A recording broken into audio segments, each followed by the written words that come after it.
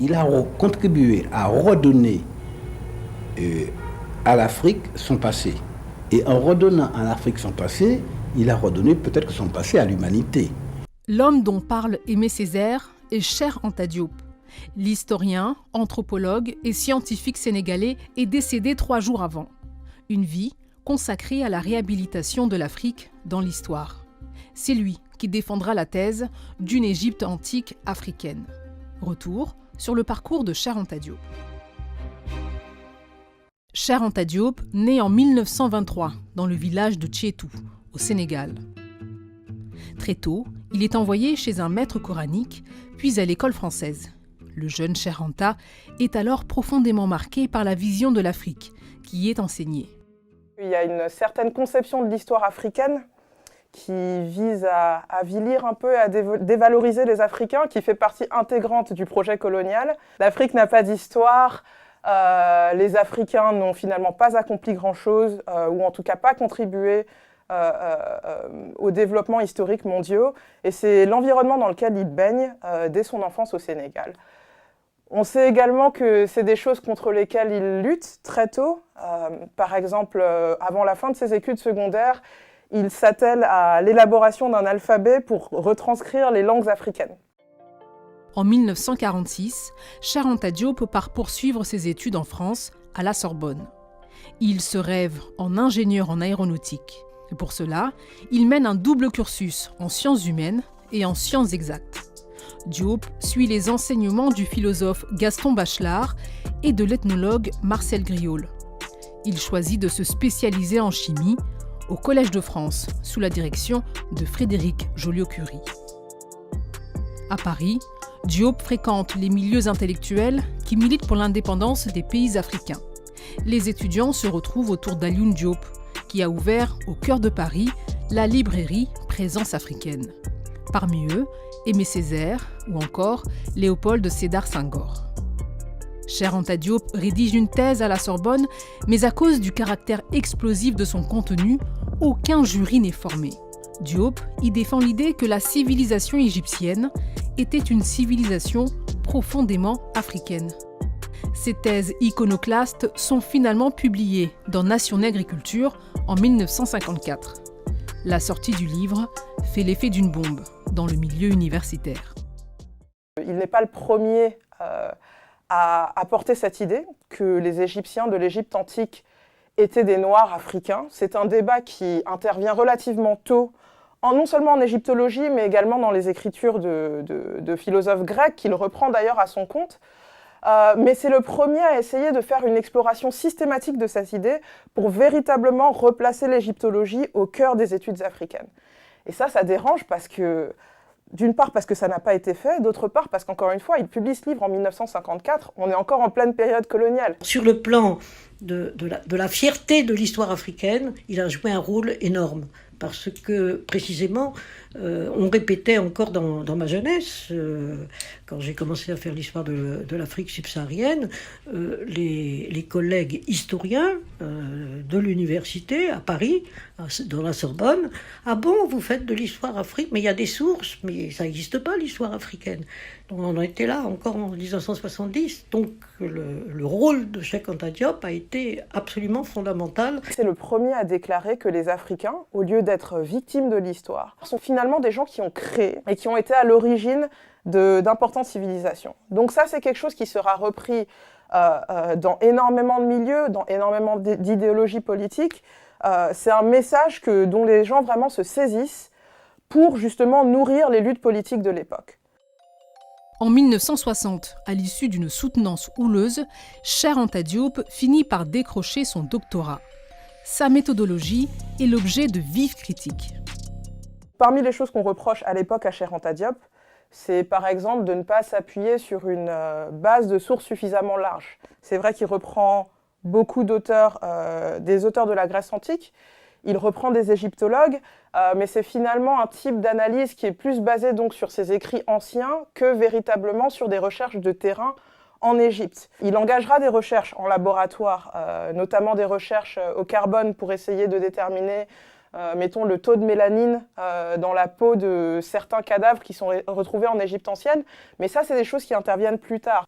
mais sans doute parce qu'il se base sur un terrain aussi large finalement, il lui arrive de ne pas aller suffisamment en profondeur. Sa démarche scientifique, au lieu d'être objective, n'est pas dénuée d'idéologie politique. Et c'est quelque chose dont il ne se défend absolument pas, au contraire. Ce que Cheikh Anta Diop explique, c'est que par définition, toute la littérature qui a pu être écrite sur l'histoire de l'Afrique ou sur d'autres histoires à d'autres moments est issue d'un contexte historique et idéologique particulier. Et que donc lui, au lieu de se cacher derrière finalement une impression d'objectivité, dévoile dès le début ce qu'il cherche à faire. Il écrit un ouvrage d'histoire africaine pour aider les Africains dans ce moment contemporain des années 50 en Europe et en Afrique à s'émanciper. Et par conséquent, c'est le but de son histoire et c'est ce qui finalement dirige toute sa pensée et toute sa démarche scientifique. La civilisation égyptienne avait des tares, elle avait des faiblesses. Et je n'ai pas cherché à déifier l'Égypte, j'ai cherché seulement à connaître le patrimoine culturel de l'Afrique pour que les Africains puissent bâtir un corps de sciences humaines. Si l'Europe a pu bâtir un corps de sciences humaines, c'est parce qu'il y a ce va-et-vient constant vers le passé gréco-latin. Cheikh Anta Diop s'attelle également à démontrer l'unité culturelle du continent africain. Thèse qu'il développera dans plusieurs ouvrages. Avant lui, d'autres penseurs noirs avaient ouvert la voie à une réflexion sur l'histoire du continent. Dans les années 50 et les années 60, il y a toute une génération d'historiens comme ça, qui, comme Cheikh Anta Diop, vont obtenir leur doctorat en France et rentreront ensuite en Afrique pour essayer de développer tout ce champ de l'histoire africaine. Il y a notamment Boubou Hama du Niger, Sekne Modi Sissoko du Mali, Djibril Tamsir Niane de la Guinée, et Joseph Kizerbo, bien sûr, de la Haute-Volta, le Burkina Faso. Un peu avant Cheikh Anta Diop, il y a notamment l'américain W.E.B. Du Bois, qui publie un livre sur l'Afrique et le monde, où il essaye finalement de replacer l'Afrique dans un contexte plus global. Il y a également, peu de temps avant Cheikh Anta Diop, le Trinidadien C.L.R. James, qui se base notamment sur les travaux d'une Américaine, Anna Julia Haywood Cooper, pour essayer un peu de parler du rôle de la révolution de Saint-Domingue, la révolution haïtienne, non seulement dans le monde noir, mais dans le monde en général des révolutions et de la construction de la démocratie qui s'effectue à l'époque. Tous ces acteurs-là sont des acteurs scientifiques qui partent d'une démarche scientifique, mais qui ne se départent jamais d'un projet politique qu'ils portent et qu'ils assument complètement. Dans leur idée, réhabiliter l'histoire de l'Afrique et des Africains est un premier pas nécessaire pour construire le futur politique qu'ils envisagent, où finalement les Africains seraient égaux au reste de l'humanité. Diplôme en poche, Diop rentre au Sénégal en 1960. Sa relation avec le premier président du Sénégal, Léopold Sédar Senghor, est alors particulièrement difficile. Entre les deux intellectuels, une vision diamétralement opposée de l'Afrique.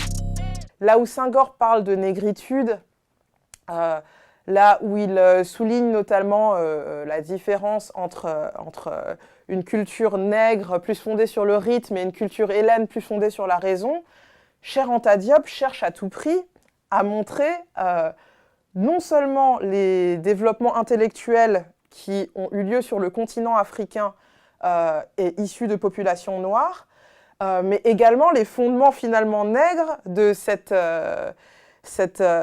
aspect de la culture européenne. Donc ça, c'est quelque chose sur lequel fondamentalement ils sont opposés. Par ailleurs, il faut voir aussi les idées politiques que Cheikh Anta Diop défend. C'est quelqu'un qui, dès le départ, dès la parution de Nation Nègre et Culture, par exemple, parle de l'idée de la création d'un État fédéral négro-africain qui recouvrerait pratiquement l'ensemble du continent. Et ça, c'est une opposition qu'on verra tout le long de la carrière de Cheikh Anta Diop, finalement. Et Léopold Sédar Senghor posera beaucoup d'obstacles au développement de cette carrière. Après avoir créé un laboratoire de radiocarbone, Diop devient en 1980, après le départ du président Senghor, professeur d'histoire ancienne à l'université de Dakar. Il y enseignera jusqu'à sa mort, le 7 février 1986, à 63 ans. sa pensée va vivifier l'afrocentrisme, un courant de pensée souvent critiqué pour sa radicalité. Ses disciples, comme Théophile Obenga, ont foncé à fond dans cette idée, dans ce qu'on a appelé l'afrocentrisme, c'est-à-dire tout vient d'Afrique.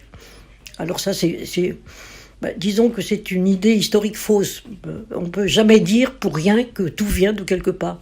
Il y a eu depuis toujours tellement d'échanges, de circulation entre les êtres humains depuis l'origine de l'humanité, depuis que les premiers Africains ont commencé à sortir, donc il y a des millénaires dans le reste du monde. Il y a eu tellement de brassages, si vous voulez, qu'on ne peut jamais attribuer à un seul continent ou à une seule place l'origine du monde entier. C'est pas une idée historique juste.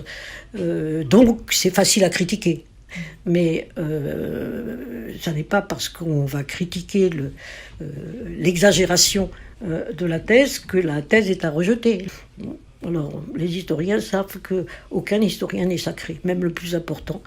Il a écrit dans son temps, il reflète son temps, le savoir de son temps, et donc il faut en prendre tout ce qu'il apporte de positif, et puis il faut savoir garder l'esprit critique. Au lieu de rester sur les travaux de Cheikh Anta Diop qui ont été produits dans les années 50, 60, et qu'il faut analyser dans le contexte historique de l'époque, et qu'il faudrait justement reprendre, réactualiser, améliorer, dont il faudrait corriger les erreurs, on a tendance souvent dans les milieux africains à s'en tenir à ce que Cheikh Anta Diop a produit à l'époque, comme une vérité absolue.